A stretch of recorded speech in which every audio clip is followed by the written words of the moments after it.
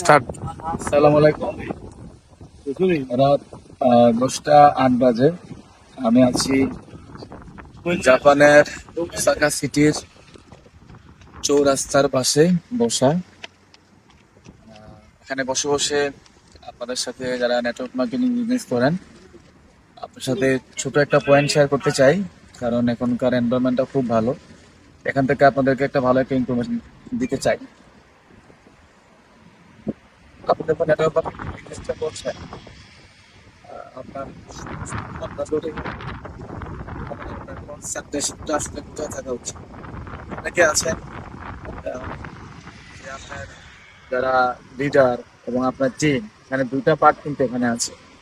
সবসময় আপনার কাকে নিয়ে ভাববেন? কিছু কিছু নেটওয়ার্কার সবসময় তারা আপনার অফলাইন লিডার সিনিয়র, ওদের ব্যবসা কেন হয় না, ওরা কেন বিজনেস ডেভেলপমেন্ট হয় না, অনেকে আফসোস করে হতাশায় থাকে বা ওদেরকে নিয়ে গবেষণা করে ভাবে।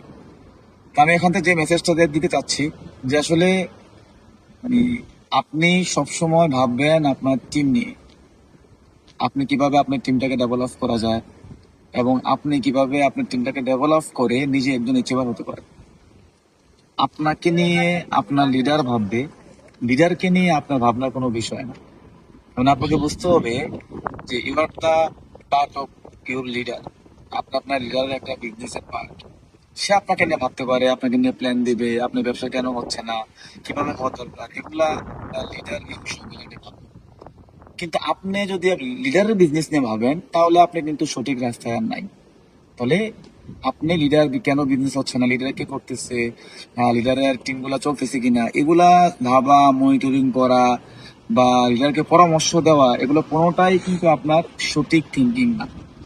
আপনি সবসময় ভাববেন যে আপনার টিম নিয়ে, আপনার টিমকে ডেভেলপ নিয়ে, টিমের কোন দিক দিয়ে কাজ করলে কি হবে না হবে, এভরিথিং।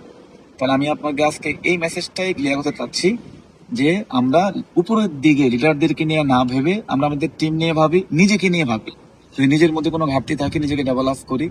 আর আমার লিডার যদি ভালো হয়, সে আমাকে নিয়ে ভাববে, আমি তার ভাবনার বিষয়, আমার ভাবনার বিষয় যদি আমার এই জিনিসটা মাথায় রাখতে পারি, জি,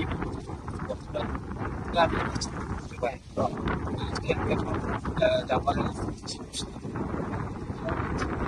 আপনিও হয়তো বা বেশ করে আপনি অ্যাচিভার হয়ে সফল হয়ে আমার মতো অনেকদিন আপনি মানে সেখানে বসে এই চমৎকার একটা এনভায়রনমেন্ট করতে পারবেন। আশা করছি বুঝতে পারছেন। ধন্যবাদ।